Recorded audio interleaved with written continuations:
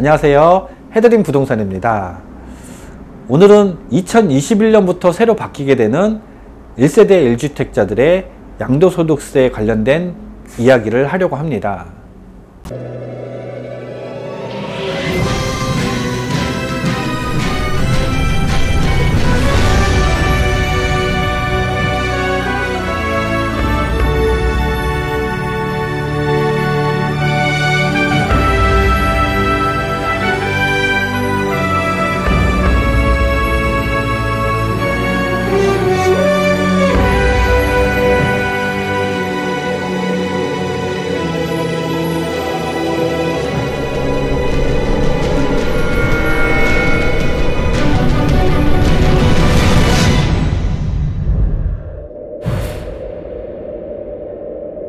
이 양도소득세 계산하는 장기보유 특별공제 방식이 다르기 때문에 상당히 복잡한데요.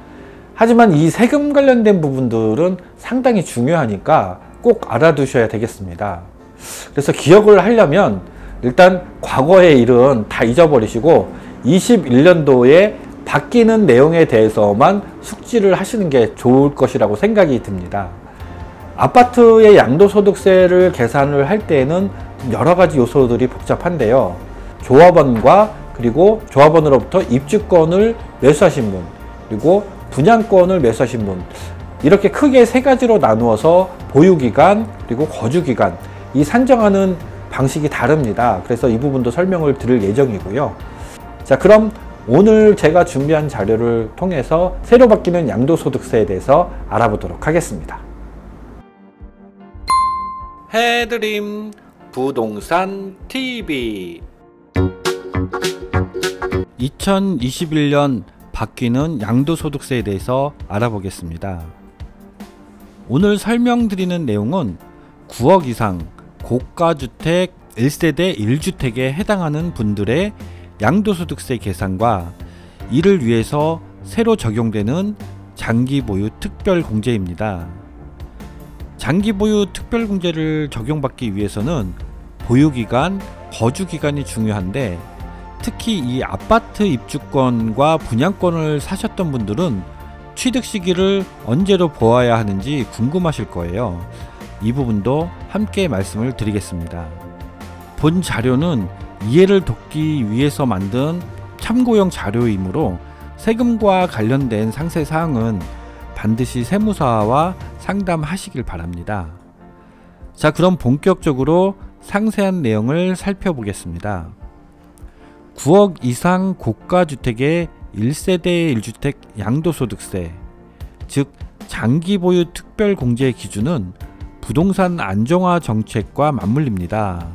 시간을 2018년으로 다시 거슬러서 올라가게 되면 당시에 부동산을 얼어붙게 했었던 9.13 주택시장 안정대책을 만나게 됩니다. 바로 이때 양도소득세 개정안이 포함이 되었었는데요. 조정대상 지역의 경우 2년 이상 거주 요건이 추가가 되었다는 것입니다. 그동안은 보유만 하면 장기보유 특별공제를 최대 80%까지 받을 수 있었는데 2년 거주 요건을 만족시키지 못하면 그 혜택을 받을 수가 없게 되는 것이었습니다. 이때 1년간 유예기간을 두었는데 2020년 1월 1일 매도분부터 적용이 되었습니다. 많은 분들이 알고 계신 점도 바로 이 부분인데요. 대부분 2년 거주 요건을 잘 알고 계시더라고요. 그리고 조정 대상 지역의 일시적 2주택자들의 양도기간도 2년으로 단축을 시켰는데 2018년 12월 17일 이후 새로 취득한 주택에 적용이 되었습니다. 이후로 약 1년이 지나서 2019년 12.16 주택시장 안정화 방안이 발표가 되었는데 이 부동산 정책 안에 9억 이상 1세대 1주택자들의 양도소득세 제도가 다시 개정이 됩니다. 역시 1년간 유예기간을 두었었고 2021년 1월 1일 매도분부터 적용이 됩니다. 그러니까 이번 달이 지나고 새해가 밝아지면 시행이 되는 것입니다. 그럼 2021년부터 유의하셔야 할 사항에 대해서 알아보겠습니다. 변경된 장기 보유 특별 공제의 변경 요율표인데요.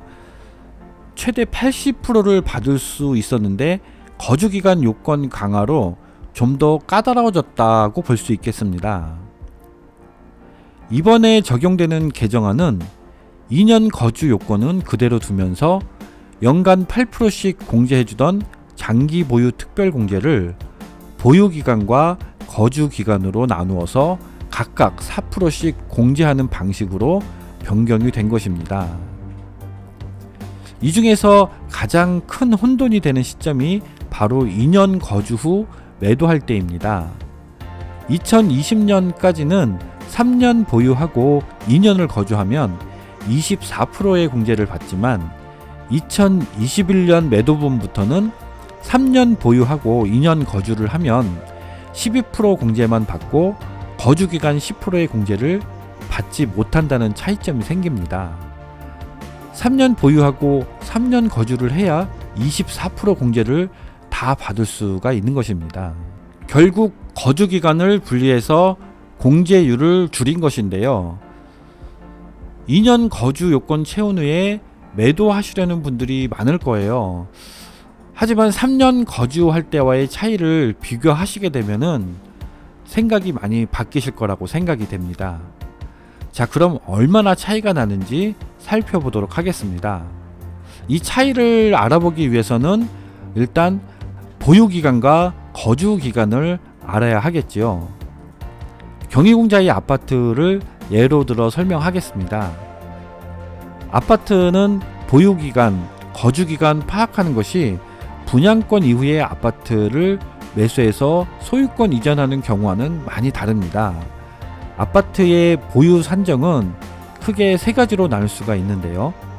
먼저 조합원입니다. 조합원은 종전주택 취득일부터 아파트를 매도하는 시점까지를 보유기간으로 인정을 받습니다.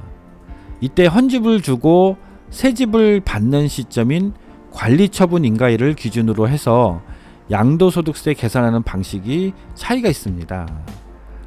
관리처분 인가일을 기준으로 종전주택은 반납하고 새집, 그러니까 아파트를 새로 받아야 하다 보니까 다시 정산을 해야 되는 필요성이 생기게 마련이죠. 그래서 종전주택의 감정평가를 하게 되고 새로 지어지는 아파트를 어떤 조건으로 주고받을지 결정을 해야 하니까 말입니다. 어쨌든 이때 아파트가 지어지기 전까지는 다른 곳에서 거주를 하셨다가 다시 이사를 오셔야 되잖아요. 그래서 이 기간 동안은 조합원의 거주 기간에 이 시점이 포함이 되지 않습니다. 두 번째는 조합원 입주권을 구매하신 분들인데요. 입주권은 관리처분 인가일부터 보유기간을 인정해주고 사용승인일 이후가 거주기간 시점이 됩니다. 단 이때 관리처분 인가일 이전에 입주권을 구매하신 경우에 해당합니다. 그리고 세 번째 분양권은 사용승인일부터 보유기간, 거주기간 산정이 시작이 됩니다. 이렇게 볼 때 경희궁자의 아파트 조합원의 경우에는 대부분 보유기간이 10년이 넘었을 거예요. 따라서 21년부터 적용되는 1세대 1주택 장기보유 특별공제는 입주권과 분양권 그리고 이후에 소유권 이전을 하신 분들에게 영향이 있을 것이라고 생각이 됩니다. 보유기간과 거주기간 파악이 되었으면 본격적으로 양도소득세 계산을 해보도록 하겠습니다. 양도소득세 계산 방식은 어려운 내용이기 때문에 이해가 가지 않으신 분들은 건너뛰시고 후반부에 제가 시뮬레이션 해서 비교한 표를 참조하셔도 좋을 것 같습니다. 자, 왼쪽 양식은 국세청의 양도소득세 계산 명세서 중 양도소득 금액 계산 부분만 발췌를 한 부분입니다. 이 양식에서 9번 양도가액, 10번 취득가액은 알고 계실 듯하고 13번 과세대상 양도차익과 14번 장기 보유 특별공제 항목이 있는데 이 부분에 대해서 설명을 드리겠습니다. 오른쪽 그림은 양도소득세 세액 계산 흐름도가 보기 쉽게 정리가 되어 있어서 제가 인용한 것입니다. 양도차익은 쉽게 계산하실 수 있을 텐데 이 양도차익에서 장기보유 특별공제를 차감하면 양도소득 금액이 나오고 여기에 양도소득 기본공제금 보통 250만원이거든요. 이 금액을 빼고 나면 양도소득 과세 표준 금액입니다. 자, 그럼 양도소득 과세 표준 금액에 해당하는 세율을 곱하고 공제 금액을 차감하면 납부할 양도소득세액이 나오는데요. 여기에 지방소득세 10%가 추가됩니다. 자, 그런데 여기서 양도차익은 9억까지 비과세이기 때문에 단순하게 양도가액에서 취득가액을 공제한 금액이 아닙니다. 그리고 장기보유 특별공제도 9억 공제를 한 금액으로 조정을 해 주어야 합니다. 2020년 국세청의 개정세법 해설서의 내용입니다. 9억 초과 고가주택의 양도소득 금액 계산 시 양도차익과 장기보유 특별공제 계산 방법은 오른쪽 방법을 그대로 따라 하시면 되겠습니다. 8억에 매수한 아파트를 6년 보유하고 거주는 3년 하셨는데 19억에 매도하셨다고 가정을 해보겠습니다. 9억까지는 비과세이니까 9억 초과분에 해당하는 양도차익을 구해야 하겠습니다. 전체 양도차익은 매도금액에서 매수금액을 단순하게 차감하면 되니까 11억 간단하게 나옵니다. 그런데 이제 그 다음 계산이 좀 어려운데요. 양도금액인 19억에서 9억을 공제하면 10억이 되는데 이 10억을 다시 양도가액인 19억으로 나눠줍니다. 그러면 대략적으로 0.5253158 이런 숫자가 나오는데 이 숫자와 전체 양도차익을 곱하게 되면은 약 5억 7,800만원 정도가 나옵니다. 자, 이 금액이 바로 9억 초과분에 해당하는 양도차익이고요. 9억 초과분에 해당하는 양도차익을 구했으니까 이제 이 금액에서 장기보유 특별공제 금액을 공제하면 되겠는데요. 역시 9억원 초과분에 대한 장기보유 특별공제 금액을 구해야 됩니다. 보유가 6년이니까 연간 4%씩 6 곱하기 4, 24% 보유기간에 대한 공제를 받을 수가 있겠죠. 그리고 거주가 3년이니까 역시 연간 4%씩 해서 3 곱하기 4는 12%, 그래서 총 36%를 받게 됩니다.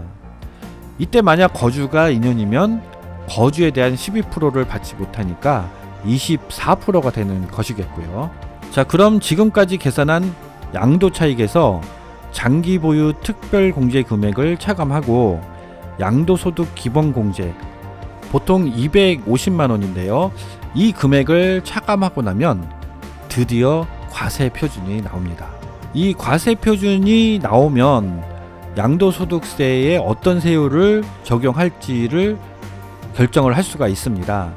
그래서 이 과세표준에 해당하는 세율을 찾아서 곱해 주시고 여기에 해당하는 누진공제액을 적용하면 바로 양도소득세가 계산이 되는 것인데요. 여기에 지방소득세율 10%를 더 더해주면 끝입니다. 조합원의 경우에는 관리처분 인가일 전후로 취득가액이 달라지기 때문에 좀 더 복잡한 과정을 거치게 된다는 점도 참조하시기 바랍니다. 이렇게 해서 양도소득세를 구하시면 되는데 2021년부터 3년 거주할 경우와 3년 미만일 경우를 예로 들어서 예시를 들어보았습니다. 아파트를 8억에 매수하고 4년 보유 2년 거주 후에 19억에 매도하셨을 경우에는 보유 4년에 대해서 연간 4%, 즉 16%에 대한 장기보유 특별공제를 받게 됩니다. 양도소득세는 대략적으로 1억 8,200만원 정도가 되겠습니다. 하지만 4년 보유 3년 거주를 한 경우에는 거주 3년에 대한 연간 4%, 즉 12%를 추가적으로 공제를 받으실 수가 있습니다. 그래서 총 28%를 적용받게 되니까 양도소득세는 1억 5,200만원 정도 나오게 됩니다. 그러니까 2년 거주, 3년 거주, 자, 이 차이에 따라서 약 3천만원의 차이가 난다는 점을 발견하실 수가 있습니다. 자, 이번에는 6년 보유, 2년 거주하고 매도를 하게 되는 경우입니다.